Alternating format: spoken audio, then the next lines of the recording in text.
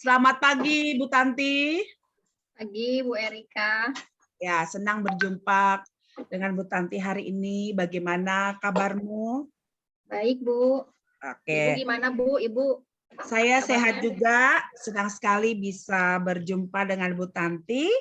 Bu Tanti, saya melihat bahwa Bu Tanti selaku guru penggerak di sekolah itu telah banyak melakukan banyak hal yang sangat luar biasa, sehingga Bu Tanti menjadi suatu panutan agen perubahan di dalam lingkungan sekolah.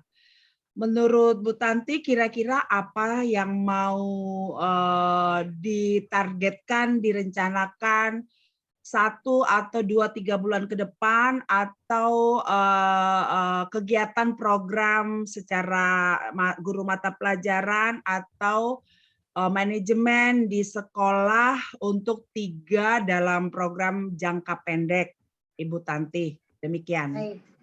Oke, terima kasih Bu Erika pertanyaannya. Tujuan saya pertama adalah saya ingin mengadakan perubahan untuk guru-guru di SMA Negeri 33, di mana sekolah SMA Negeri 33 adalah sekolah di mana saya berada, saya bekerja. Perubahan yang pertama atau program yang pertama untuk sekolah penggerak ini, di mana saya sebagai guru penggerak di sini, saya ingin mengubah mindset mereka, mengadakan paradigma yang berubah gitu untuk cara mereka mengajar, bukan hanya mata pelajaran yang saya ampu bahasa Inggris, tapi untuk semua mata pelajaran. Paradigma perubahan ini adalah mereka agar lebih ke teknologi abad 4.4 sekarang, seperti itu dari visi misi sekolah, manajemen sekolah, guru, murid, dan juga caraka di sekolah gitu. Jadi semua manajemen di sekolah sampai ke tata usaha pun begitu. Jadi kita saling berkolaborasi untuk kemajuan sekolah penggerak, di mana di dalamnya ada guru penggerak, melakukan paradigma perubahan secara keseluruhan, Bu. Yang dimulai dari motornya adalah kepala sekolah yang mendukung perubahan ini beserta guru-guru yang nanti dampaknya akan ke siswa, seperti itu. Ya, bagus sekali plan-plan yang sudah diproyeksikan ke depan. Kemudian kira-kira menurut Ibu Tanti, apa yang sudah terjadi atau paradigma apa yang selama ini terjadi sehingga merencanakan untuk menjadi transformer di dalam unit sekolah tempat melakukan tupoksi Ibu Tanti? Baik, dari segi kurikulum harus berubah, Bu. Jadi kurikulum adalah motornya sekolah SMA, terutama di tempat saya SMA.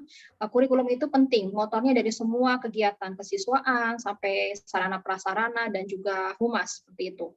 Nah, kurikulum ini penting, kenapa? Karena dari penyusunan jadwal, ujian, kegiatan belajar dan pembelajaran, ini harus lebih tertata, dari mulai kepanitiaan, guru yang menjadi koordinator per mata pelajaran, sampai ke pembuat aturan dan regulasi yang ketat untuk siswa, sarana prasarana yang istilahnya yang nyaman, yang suasana sekolah yang nyaman seperti apa, dan ini harus didukung oleh semua stakeholder yang ada di sekolah, terutama caraka,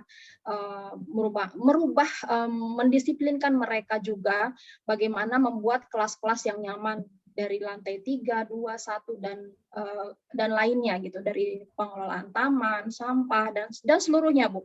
Pokoknya saya ingin mengadakan perubahan seperti itu. Kurikulum, kesiswaan, sarana prasarana, dan juga tata usaha juga, Bu, tenaga pendidiknya, semuanya, Bu.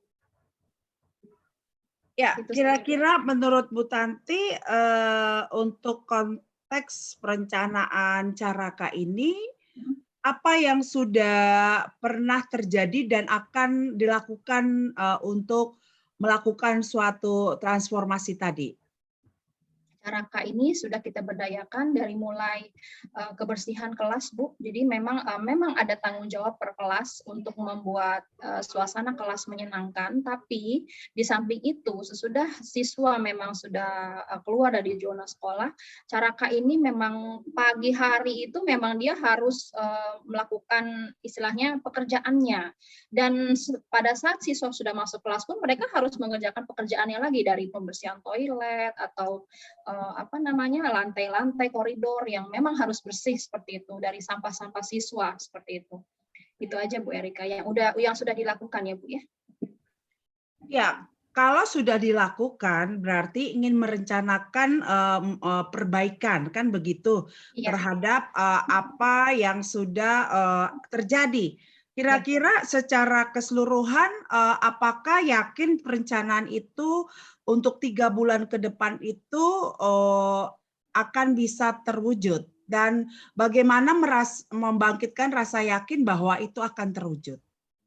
Ya, selain saya memberikan masukan-masukan kepada wakil sarana dan prasarana dan juga kepala sekolah tentunya dan kepala TU tentunya Bu, agar mereka bisa melakukan kegiatan misalnya rapat dulu dengan Caraka, ada kepala Carakanya yaitu tata usaha, kita diskusikan dulu kegiatan apa, deskripsinya misalnya si A, kita ada 16 Caraka, si A kerjanya di mana ya?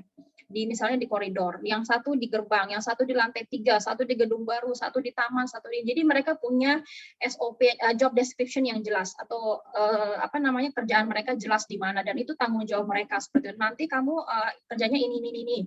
Nanti kamu habis siswa udah selesai istirahat, kamu cek toilet. Jadi jangan sampai ada hal-hal yang pokoknya pengecekan terus Bu dan itu harus dilakukan secara kontinu dan